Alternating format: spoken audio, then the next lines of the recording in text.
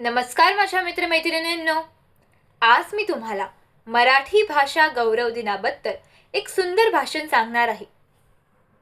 व्हिडिओला सुरुवात करण्याआधी जर तुम्ही माझ्या चॅनलवर नवीन असाल किंवा अजून माझ्या चॅनलला सबस्क्राईब केलं नसेल तर प्लीज सबस्क्राईब करा आणि बेल आयकॉन दाबायलाही विसरू नका, जेणेकरून तुम्हाला माझे नवनवीन व्हिडिओचे अपडेट नेहमी मिळत राहतील.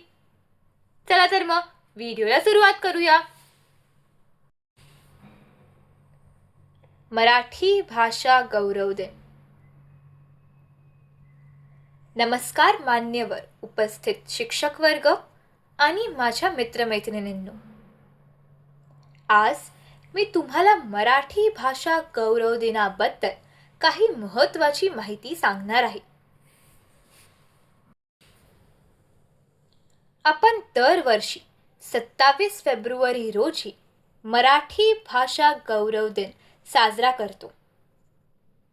हा दिवस ज्येष्ठ कवी, नाटककार आणि ज्ञानपीठ पुरस्कार विजेते विष्णू वामन शिरवाडकर म्हणजेच कुसुमाग्रज यांच्या जयंतीनिमित्त साजरा केला जातो.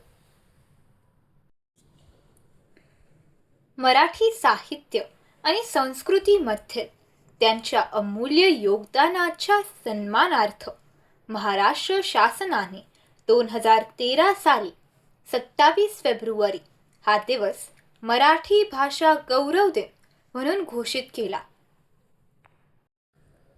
या दिवसाचा मुख्य उद्देश म्हणजे मराठी भाषेचा सन्मान करणे, तिचा वारसा जपणे आणि नवीन पिढी भाषेचा अभिमान निर्माण करणे.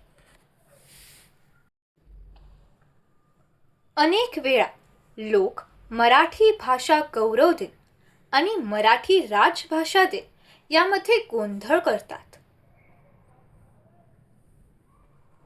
मराठी राजभाषा दिन हा 1 मे रोजी साजरा केला जातो.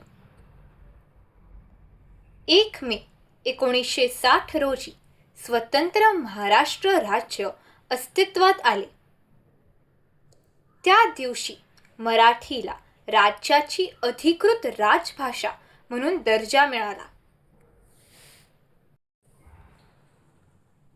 प्रशासकीय कामकाज मराठीतून व्हावे या उद्देशाने 1964च्या राजभाषा अधिनियमानुसार या दिवसाला विशेष महत्त्व आहे.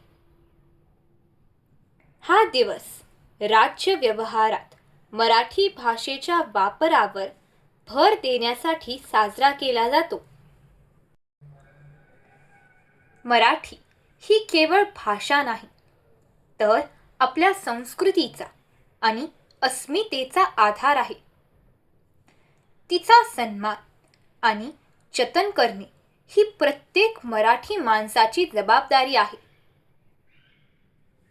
धन्यवाद. जर तुम्हाला माझा हा व्हिडिओ आवडला असेल तर प्लीज लाईक, शेअर आणि सबस्क्राईब करायला विसरू नका. धन्यवाद.